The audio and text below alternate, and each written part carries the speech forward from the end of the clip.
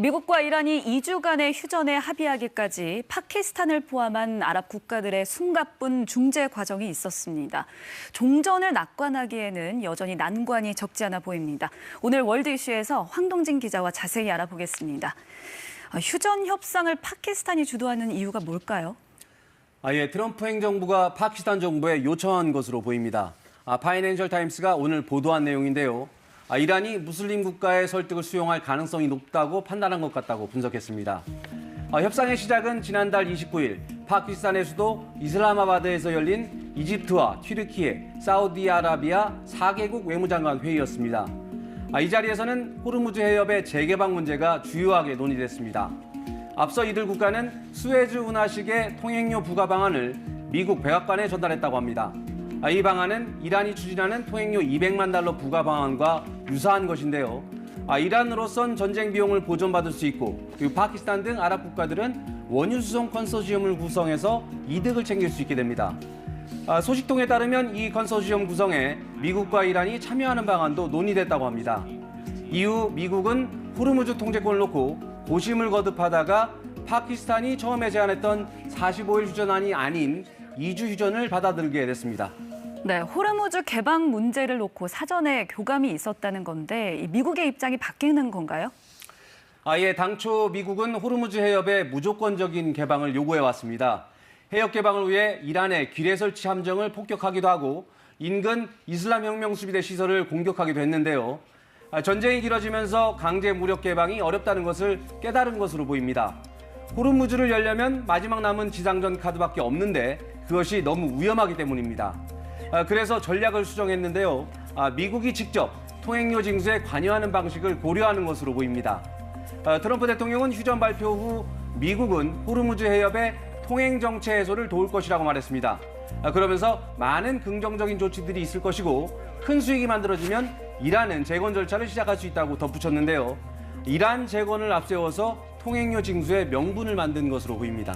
네, 이 호르무즈만큼 민감한 문제가 있죠. 이란 핵 문제, 이건 어떻게 풀기로 했나요? 트럼프 대통령은 AFP 통신과 가진 인터뷰에서 미국이 완벽한 승리를 했고 100% 의심의 여지가 없다 이렇게 말하면서 이란 핵 문제를 언급했습니다. 이란의 농축 우라늄 문제에 대해서 완벽하게 처리될 것이고 그렇지 않았다면 내가 합의하지 않았을 것이다 이렇게 말했는데요. 이번 전쟁을 촉발한 원인인 이란의 핵 문제를 놓고 협상 전에 조율이 있었음을 시사했습니다. 하지만 우라늄이 실제로 어떻게 처리될지에 대해서는 구체적으로 설명하지 않았는데요. 헥세스 장관이 어제 한 말로 빌어볼 때 농축 우라늄 반출 문제는 아직 협상 테이블에 있는 것으로 보입니다. 네, 호르무즈 개방과 핵 개발 중단 외에 또 협상에 오른 안건은 또 어떤 것들이 있었을까요?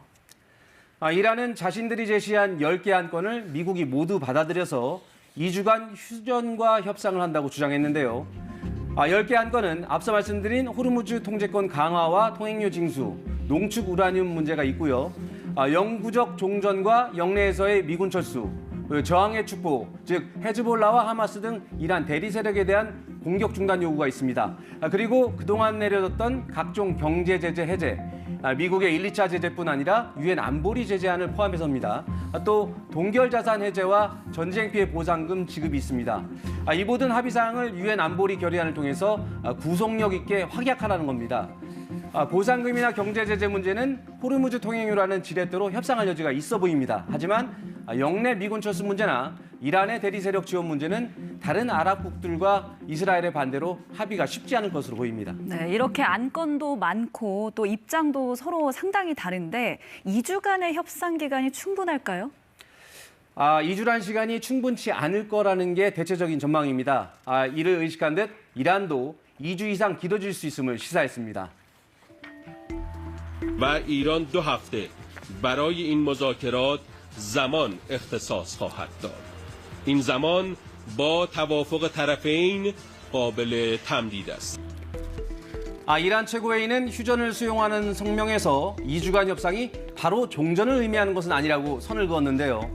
현지 시각으로 모레 이슬라마바드에서 전쟁 후 처음으로 양국이 협상을 시작합니다.